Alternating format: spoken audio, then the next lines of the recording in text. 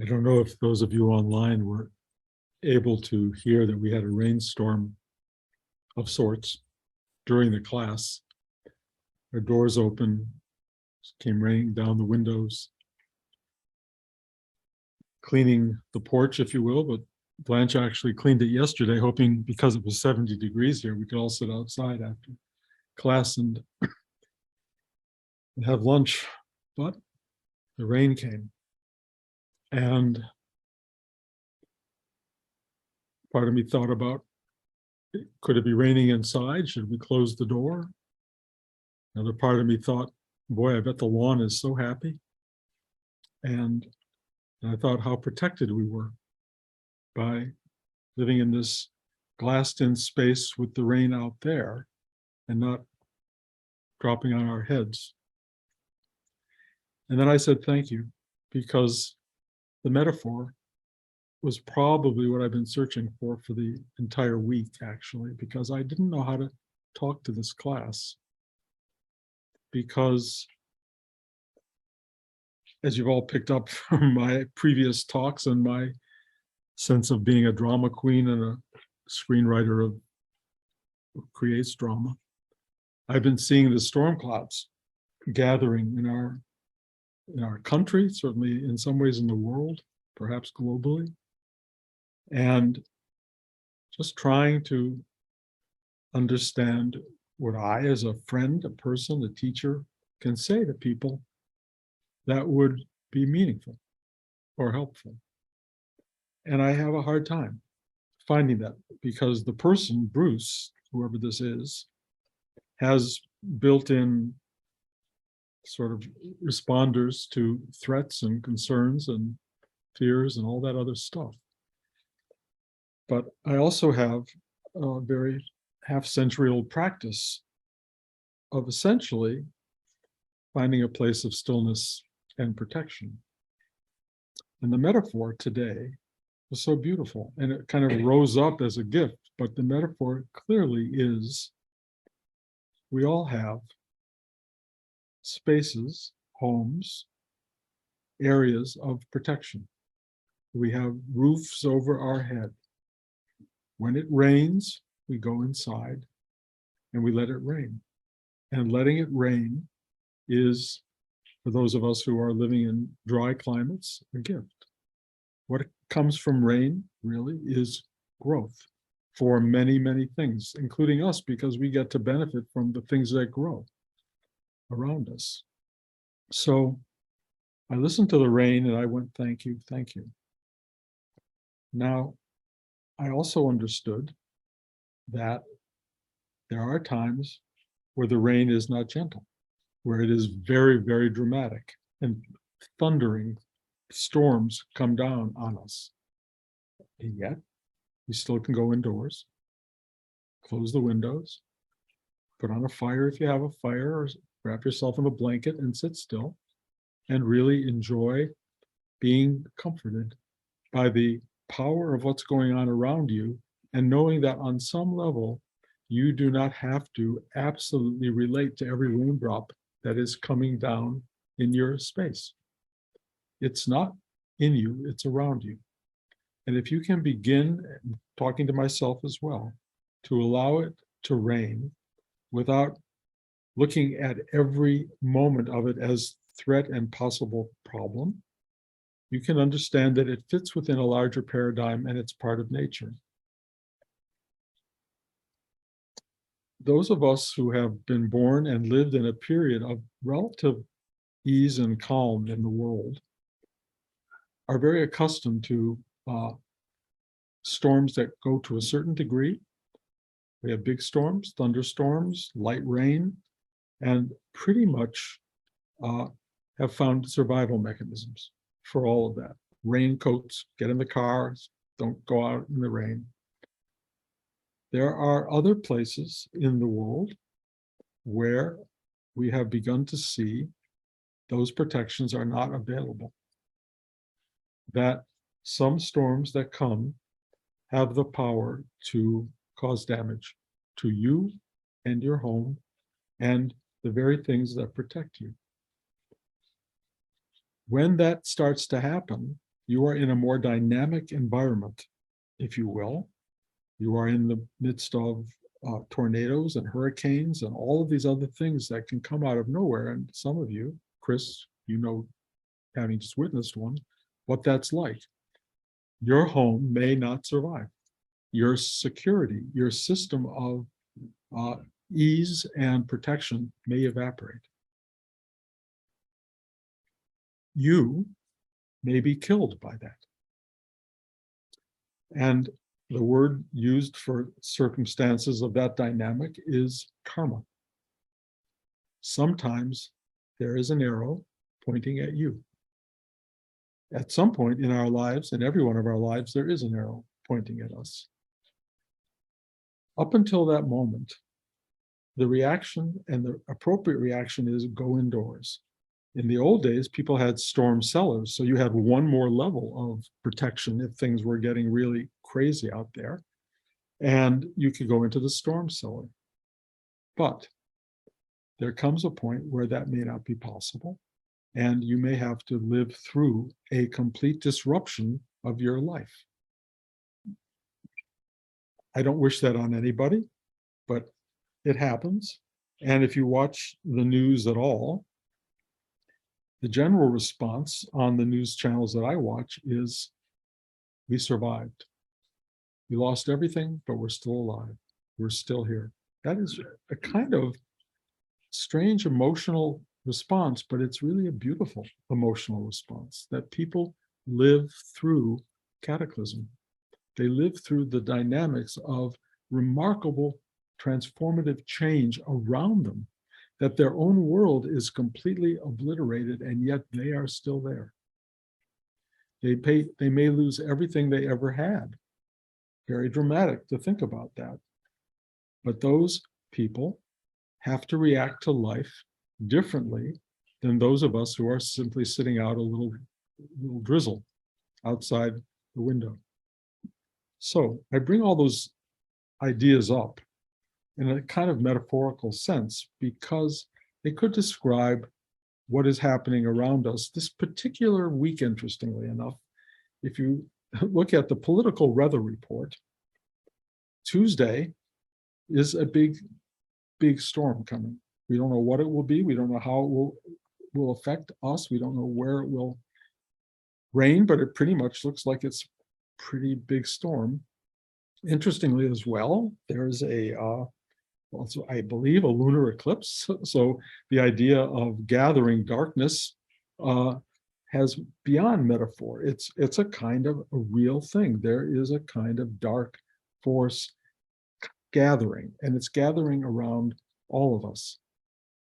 I think the lesson for me from today, from this rainstorm, is go indoors. You may have to close the windows, sit still, and let the storm do what it's going to do. Now, this is a storm that may cause a lot of generalized disruption for a long time. We have never, ever faced that. How do you live in an ongoing storm? Well, you always have your house. You always have your own inner space that is warm, inviting, comforting, important. Because under most conditions, you can go inside and you can find the space in which you can live and flourish and have a wonderful inner life, even shared with people you care about, even while these other manifested forms are changing dramatically around you. It's kind of your choice how you want to relate to what's coming. If you want to be totally fear-based, and I definitely can be in that category, you have to use the work. You have to use what you've been taught. And remember, carry an umbrella, go indoors, have a safe spot if you need it, find this place of comfort and contentment if you can while everything is going on around you. It may be a long storm. Then you need to have umbrellas ready. You have to have raincoats ready all the time. That's just the weather you're going to be in. It's going to be stormy weather. It may also have periods of calm, and it may have periods where the sun still comes out and you go, oh, wow, it's still life as I knew it. It's still really beautiful. And you can take every one of those moments as grace notes and moments to go, thank you. And yes, the clouds may come again, and the chaos of all of that, it may be hurricane-like weather for a long time, both because of climate change and political change and everything else. And we're all going to be dealing with that. It's not the ease and simplicity and the comfort that we had growing up. And things change. They just change. And how do you react to all that? And, I don't have a lot of resource exactly, except to think a number of thoughts that I probably have shared with you before, but I will again. During the political dramas of the 1960s, I think I've shared this, I decided to protest Dean Rusk, who was a Secretary of State, talking at the Hilton Hotel in New York on 6th Avenue. And I decided to try to turn over a police car with a few other people, fighting the political drama. A policeman, actually several, on horseback with clubs came over and went like that. And I pulled my hand away just in time to watch the entire car we were trying to turn over get dented by the force of that club. And I went, wow. And I walked away and was grateful to have a hand still. And I told Rudy about it. He said, you idiot.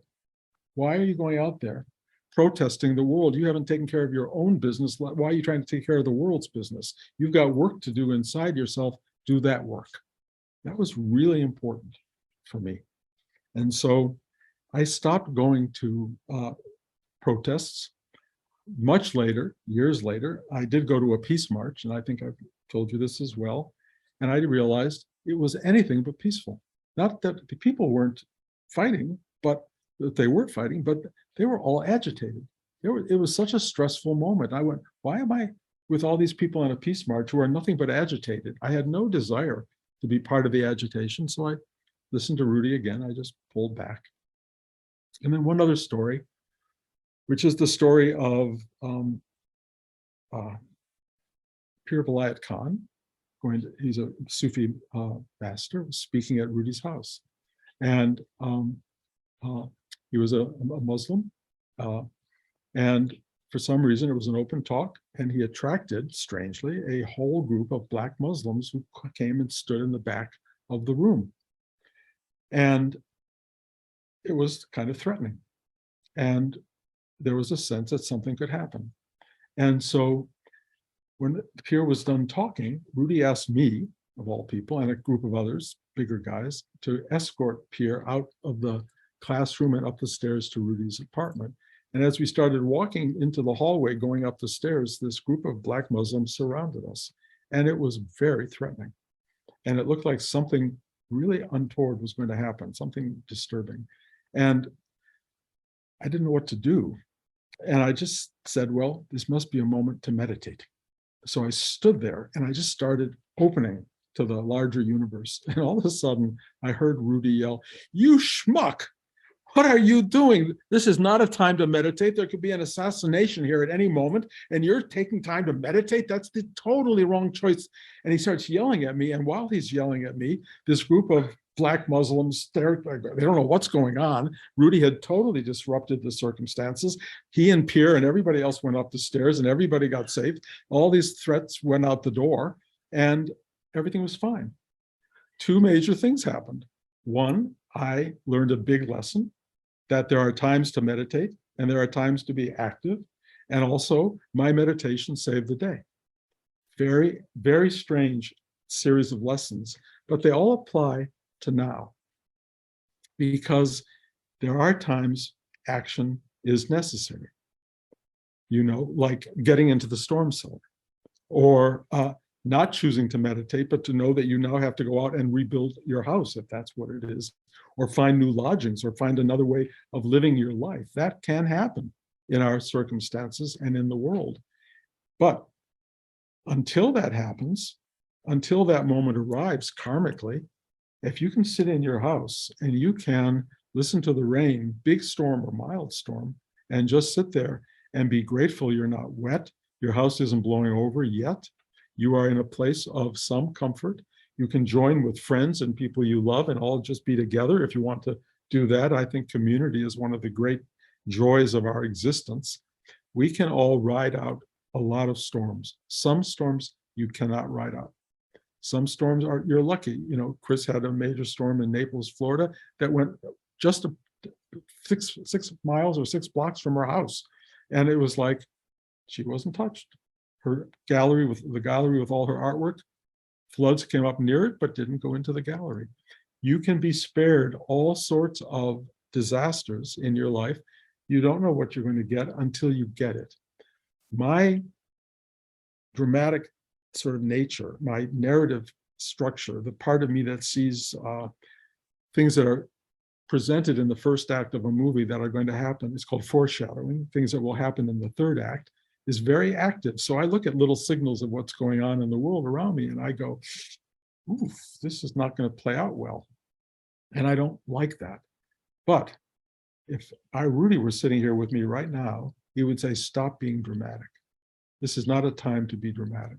This is a time to be still, quiet, appreciative, enjoy your life, follow what's going on if you need to without drama. If you need to read the newspaper or you need to watch the news, which I vary in my sort of direction to myself, I'm curious about what's happening, but I also don't want to know what's happening. Follow the quietest, deepest part of yourself that can find peace, contentment, and depth, and if you will, a vast universal of awareness that this is something very big that is happening everywhere, and that this is part of some other, perhaps divine plan, if you want to look at it that way. The thing I tried to do this week was try to look at, go back to the age of Aquarius, that we are supposedly, since the 60s, at the end of the Piscean age and moving into the Aquarian age, which will be supposedly 2,000 years of peace and contentment. But we have to get rid of the Piscean age, and we may be witnessing that. This period of the end of a dark series of events that have been happening for the last so many thousands of years. We lived in a bubble of beautiful, wonderful, peaceful calm, relatively. But now that's shattering, and we're not going to live in peaceful calm. We're living in possibly the eclipse, the return to a kind of getting rid of or letting the darkness express itself and learning how to bring light into that equation, letting it do whatever it's going to do, and trying to live our lives supporting each other, loving each other, being conscious and caring. I hate, in a way, that a kind of spiritual talk has to go in this direction. On the other hand, it feels like, Rudy used to hit me over the head with fact and with conjecture and things that were important for me to look at and realize and think about. So maybe I'm playing the same role. I'm not exactly sure. If my projection of things is annoying to you, my apologies. If you think I'm going in the wrong direction, you do not need to listen to me at all. I am a voice. The voice you need to listen to is your own. That's the only one that matters. And if you can go deep enough, quietly enough, purposefully enough into your own depth and just sit there and let it inform your choices, which you can do because you've all been practicing and you all know how to do this. Go there and let that be the still pointedness of your life. Let that be the place of guidance. Let that be the place of light. So when the lights go out all over, you have a candle that shines, or a flashlight, or even an electrical system that has a generator and gives you a lot of light in the middle of very real, difficult times. But I know that's something we all have to do. And then, if the dramatic thing that you are most avoiding actually happens, depending on how dramatic it is, the thing I refer to fairly often, and I may have referred to it before, is Mahatma Gandhi facing an assassination, and knowing he was going to be assassinated, and then seeing his assassin approaching, and knowing this was it. And rather than do that, or run, or scream, or whatever, he just went, Om Namah Shivaya. And that means peace is the name of the destroyer, or the destructive part of the Godhead of the universe. And then he was shot. We may all face that moment. Every one of us may face a moment where there is no stepping aside. There is no getting away from the reality of what is coming at you. The prayer I would have for everyone, including me, is at that moment you go, this is it, and hand yourself over to something greater. Just know that you don't want to go kind of that way. I don't. I want to go this way. And this is a time of, I don't know what it is actually. Again, I'm maybe projecting way more than will occur, or I may be underestimating what's around the corner. But I do know Tuesday, interesting day, election day, things are going to be different. It may take weeks to know how different, and it may be a while before we understand the unfolding of all these events, and they may take years before it all kind of comes into focus. But we have to get stronger, we have to get quieter, we have to get more centered, and I think we need to share that with every person we know. And you do it through love, and you do it through kindness, and you express this to everybody. You bring them into the fold, you give them a sense of belonging, a sense that you care about them, a sense that the world still has goodness in it in spite of what may appear to be bizarre confusion and chaos. It still has the centerpiece of true love, kindness, compassion, goodness at its heart and core. And you, as practitioners of just simple sitting, have found the doorway to that. So either bring other people in or take what you've learned and bring it out. One way or another, share this quality of being that you are, and if you need to, deepen that quality of being, because the world needs it. You need it, the world needs it. And I mean, as I started talking the last few weeks, proactively. Don't just wait to react, go out and do it. Be a source of reaching out to people, seeing how they're doing, being kind to them, doing the right thing. All of that stuff is going to be such a gift during periods like this. And if we all do our thing, we will find a way to have an umbrella, have a raincoat, close the window, sit in the house, be comfortable, enjoy our company with each other, and ride out whatever is coming. That's the job. So again, I don't like to make this kind of talk, and I apologize if it's not what you come to a spiritual class to hear. And again, you can turn the channel. But for those of you who are here, this is what I got to talk about. Any comments, criticisms, concerns, confusions, ideas? Bruce, I'd just like to say this is exactly what I needed to hear. It's Janice. Thank you, Janice. It's exactly what I needed to hear. You just opened my heart so much, because, you know, that image of you meditating as the Black Muslims were there and Rudy yelling at you. And, you know, these polar opposites are at work, and they cleared it all out. And I don't have to judge everything that happens, but I do have to be in my center. Beautiful. Thank you so much. Thank you. That was wonderful. Wow. Could we hear from an astrologer? Who said that? I don't know who said Eric. it. The question was, what do we hear from an astrologer? Nothing good. Eric. Eric. Arius. Could we hear from, I'm sorry, my voice is not good. Is it possible we could hear from an astrologer? Because Oh, I don't have an astrologer here. I have one who's actually now in Nice, who's a very close friend and helper.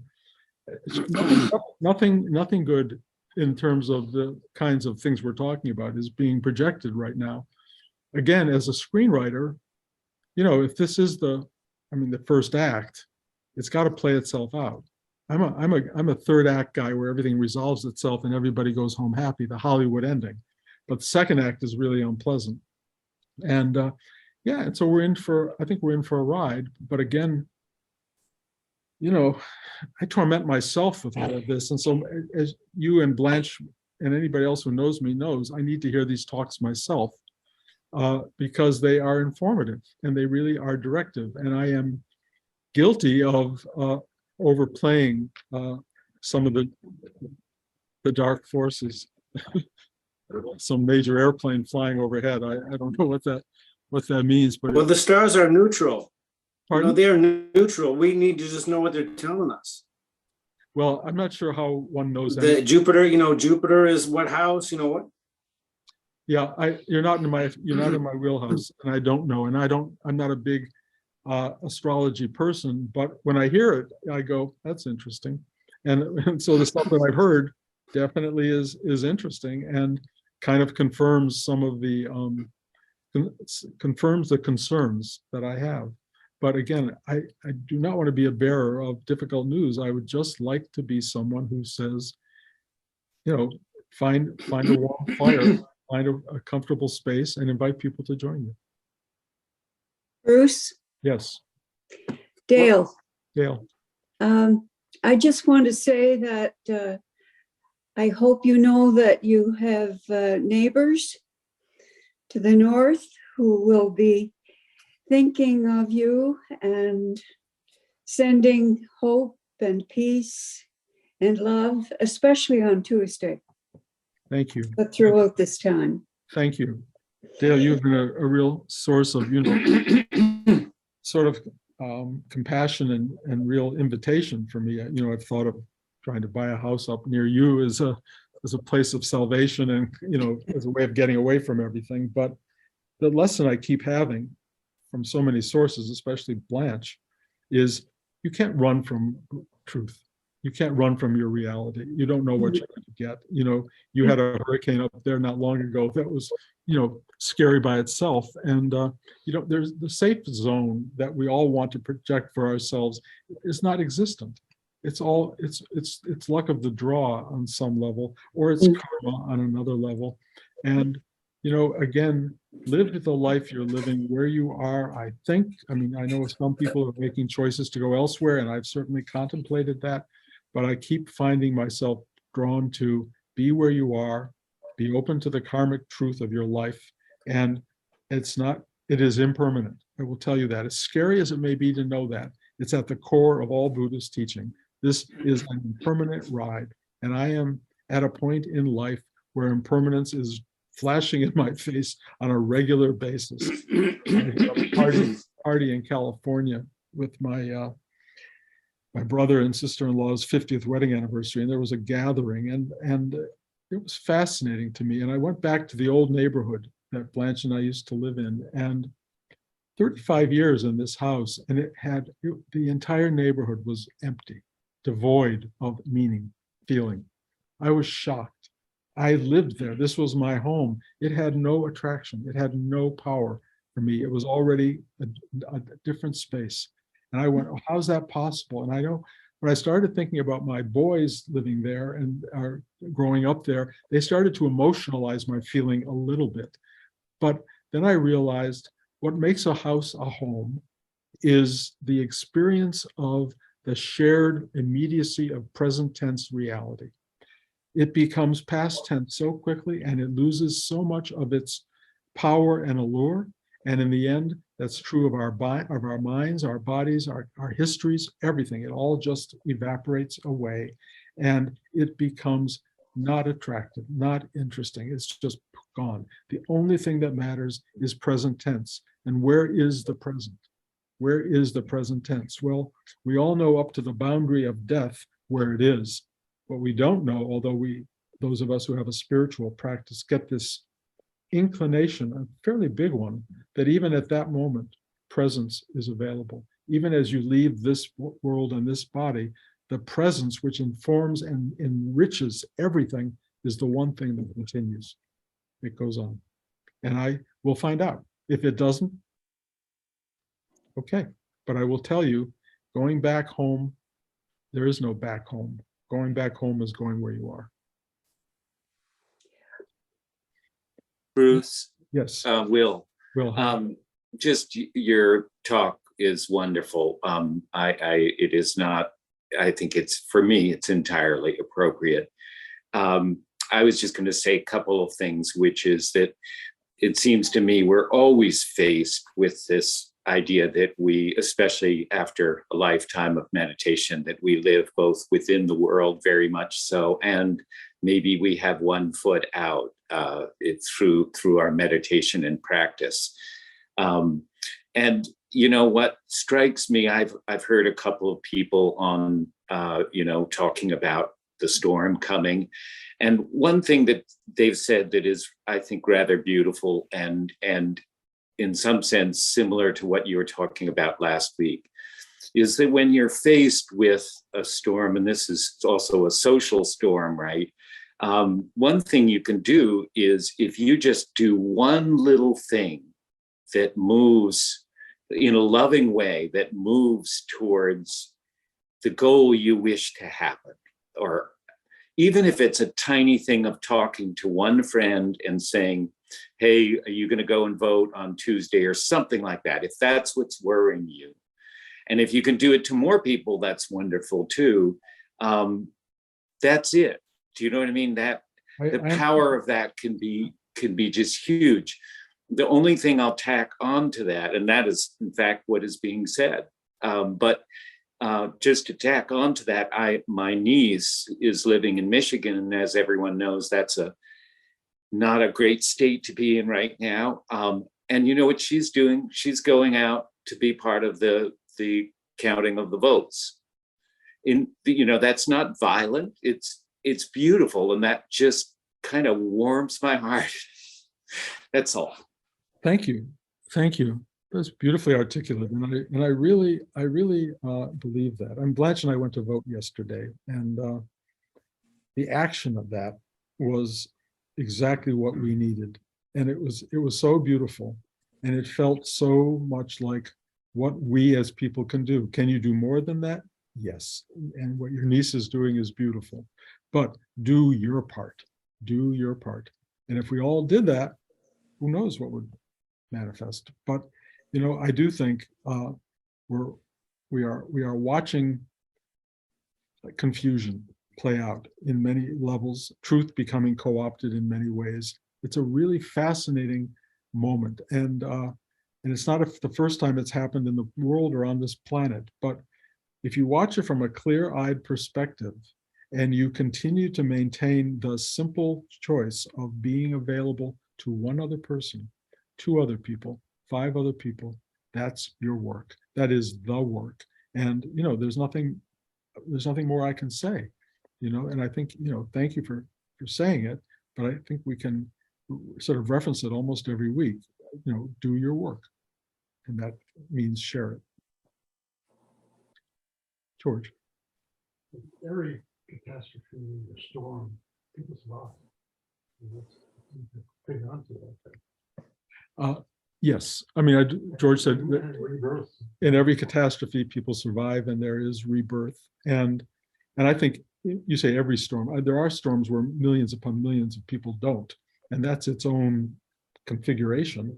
And that's the one I unfortunately look at, and I go, what is that, and how does one deal with that?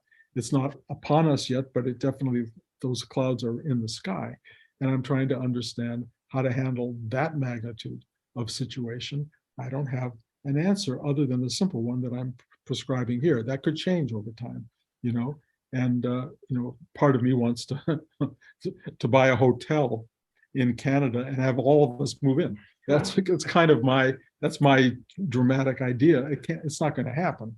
But other than that, I don't have answers. But the one I'm giving, I think, is the one Rudy would give for now. And I look to Rudy as a great guide in my life, and I share that with everybody. And Good discounts for older people. yes, absolutely. I would, in the perfect world, it would all be free and available to anybody who wanted to show up. But right at this moment, not going to happen. So Anybody else? Are we done? It's all exhausted. I hope I haven't worn you to the bone. Thank you for showing up. I truly am grateful. Next week will be the West Coast crowd, and then 2 weeks later, back here. Thank you for coming. Thank you for coming, and lots of love to everybody.